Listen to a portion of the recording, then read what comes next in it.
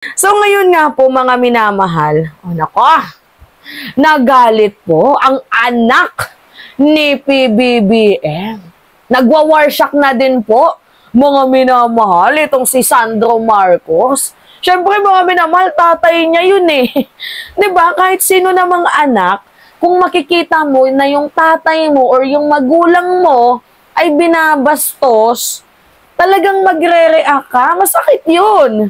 'Di ba, sa feelings ng isang anak na hindi mo man lang kayang i-defend yung magulang mo. Kaya ito yung ginawa ni Sandro Marcos, mga minamahal. Talagang binanatan niya din itong si Vice President Sara Duterte. So ngayon, sabi ni Sandro Marcos, hinihiling peace of mind at mental clarity ni VP Sara. So sa madaling sabi, sana makahanap ka man lang ng peace, 'di ba? Ng kapayapaan sa puso mo. Hindi lang puro galit ang nananaig to the point na hindi mo na alam kung ano yung pinagsasabi mo. Kaya hiniling niya din na magkaroon ng mental clarity. Kasi naay na jud aning-aning sa something sa pag-iisip ba, itong si VP Sara. So ayusin mo. 'Di ba? Yung mga pinagsasabi mo para nang hindi ka nagmumukhang tulongges diyan. O ngayon, ito yung sabi ni Sandro Marcos. Ipinahayag ni Ilocos Norte 1st District Representative Sandro Marcos na sana raw magkaroon ng peace of mind at mental clarity si Vice President Sara Duterte matapos ang mga naging patutsada nito laban sa kanyang ama na si Pangulong Ferdinand Bongbong Marcos. So sa madaling sabi, you cross the line.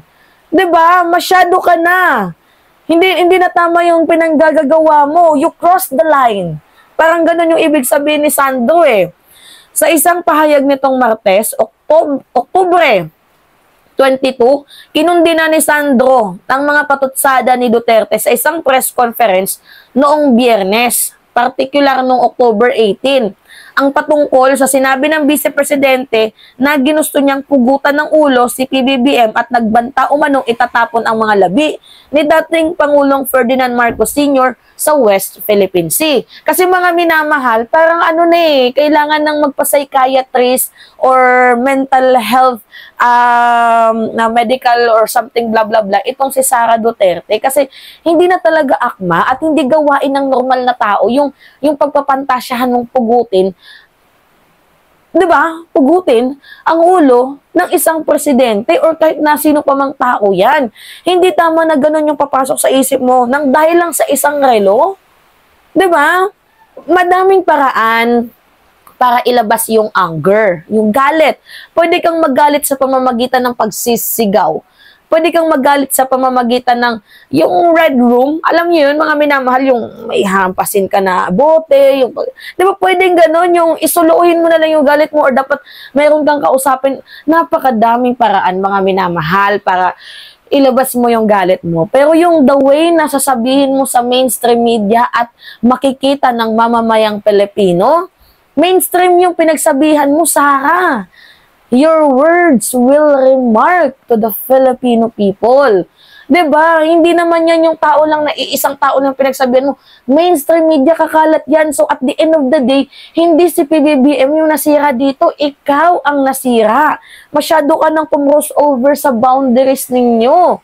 Magalit ka, ilang beses mo nang tinira si PBBM. Tinira ka ba pabalik? Hindi. 'Di ba? Masyado na, sumobra ka na. Kaya itong si Sandro Marcos, mga minamahal, naurat na. 'Di ba? Hindi na din nakapagpigil. O hinahanapan ka na ng peace of mind sa puso mo. Hinahanapan ka na din ng mental clarity kasi naay na jud something sa imo brain. May aning-aning ka na. 'Di ba? O, continue tayo, mga minamahal.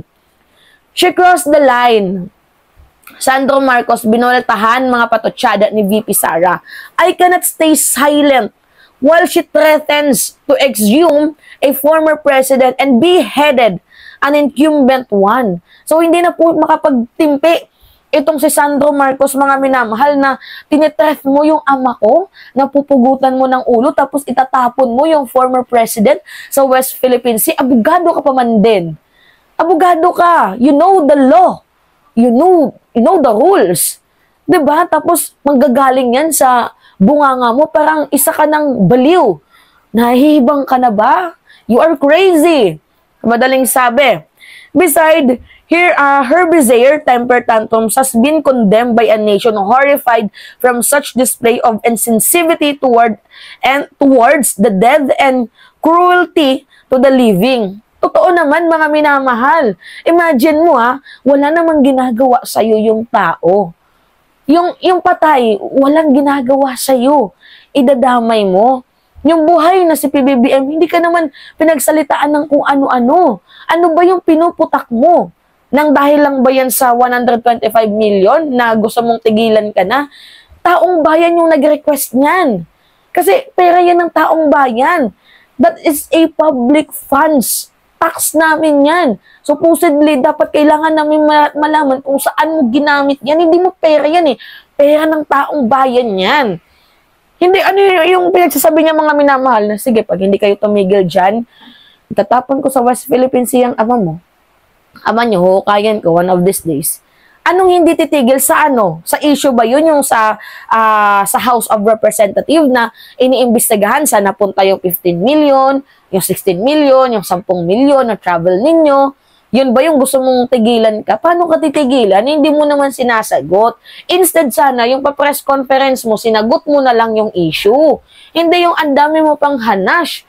Ang dami pa pang eklabush. Masyado kang napaghalataan na self-destruct yung ginagawa mo. Masyado kang napaghalataan na diversionary tactics itong ginagawa ninyo. 'Di ba? Para makaiwas pusoy. Yan naman yun eh. Sa nasabing pahayag ay hinihiling din ni Sandro ang kaayusan ni Duterte dahil ang tagumpay daw nito ay tagumpay din ng bansa. Totoo. Kaya nga si PBBM never po yan mga minamahal nagpa-apekto. Yung bangag issue, nagpa-apekto ba si PBBM? Hindi. Patuloy lang sa trabaho, napaka-workaholic ng ating presidente. Yung sinasabi niyong drug testing, ano ba siya? Tawag dito, yung nagpadala ba siya sa mga mga issue? Hindi. Di ba, sinabihan yung may sakit, nagpadala ba siya sa mga paninira? Hindi. Patuloy lang po sa pagtatrabaho itong ating presidente. Never pong sumagi sa isip ng ating Pangulo na gumante. Kahit pa ang dami ninyong mga destabilization effort o katulad ng pagyayayahan nyo sa mga graduate na mga retired na mga military officer, maghimotok at mag-people power. Kahit ang dami ninyong ginawa, nagawa bang gumante ng ating presidente? Hindi. Workaholic ang ating Pangulo. Trabaho dito, trabaho doon. Kasi yun naman talaga yung nararapat. 'Di ba? Kasi public servant ka. Ang kailangan namin dito yung public service mo. Hindi yung ninyo, bangayan ninyo. 'Di ba? Let this be an opportune time to remind ourselves that we must take our mental health for granted. And that's above all else, I sincerely hope she is okay. As such, I still wish the Vice President well. Kaya sabi ni Sandro Marcos, kaya mga kababayan, mahalaga na ingatan natin ang ating mga pag-iisip para na hindi na uulit yung mga ganitong pangyayari. At the end of the day, wini-wish ko pa din na si Sara Duterte ay nasa mabuting pag-iisip pa din. Ang banat ni Sandro, no? Talagang may laman. Baka mamaya magpapress ko na naman itong si Sara Duterte at banggitin yung sarelo na bigay ng isang designer. Yung issue nang galing kay Maharlika. Diba? Pwedeng ganon. Ultimately, her success, like the president, will be the success of our nation as a whole. May she find peace of mind and mental clarity that seems to be eluding her. Kasi mga minamahal, siguro dala na din to ng desperation, frustration, ano pa ba? Basta, dala na to lahat mga minamahal. Depression, pwede din. Kasi tingnan nyo, may gor dito si Sara Duterte, ba? Diba? So, I think dala na to ng problema niya sa kanyang ama, sa kanyang sarili, sa kanyang mga kabaro, nalulugmok yung kanilang survey, pumapangit yung imahe nila. Diba? Kayo din naman kasi may gawa eh. Diba? Kung bakit pumapangit yung image ninyo, kayo din yung may gawa. Tapos ngayon, isisisi nyo sa ating presidente. Ano kayo? Mga hilo? Ano kala nyo? Kayo lang pinagpala? Kayo lang anak ng Diyos? Diba? So sabi niya pa dito, matatanda ang naging magkakampi sina PBBM at VP Sara noong 2022 national elections at ticket ng Uniteam.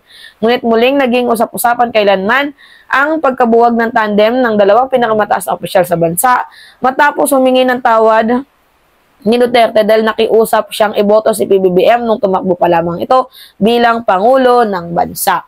Humingi siya ng tawad sa mga KOJC. Biruin nyo, nauna ka pang humingi ng tawad sa KOJC kaysa humingi ng tawad sa mamamayang Pilipino na pinatay ng ama mo. So humingi siya ng tawad mga minamahal na ipinaboto niya daw si PBBM sa mga KOJC. Well, in the first place, tandem kayo noong 2022. And dapat humingi din ng tawad si PBBM sa amin. Bakit? Kasi si PBBM nag-ask din na iboto namin si Sara. Pero hindi ginawa yun ni PBBM. Yung, oy, pasensya na sa mga loyalista na binoto si Sara Duterte. Wala po tayong narinig na ganong sinabi si President Marcos, mga minamahal. Instead, ang ginagawa niya, pinapagtanggol niya pa nga kung minsan itong si Vice President Sara Duterte, di ba? Never pong nagkaroon ng bad blood itong si PBBM kay VP Sara. And I don't know bakit she made such these things come from her mouth. Yung andaming eklabush, ang daming paninira, hindi ko lubos mawari na bakit ganon ang pag-uugali ni VP Sara. Anyway, again mga minamahal, it's me, si Mima Alicia nyo at nagbabalik ulit para sa ating panibagong video. Maraming salamat mga minamahal.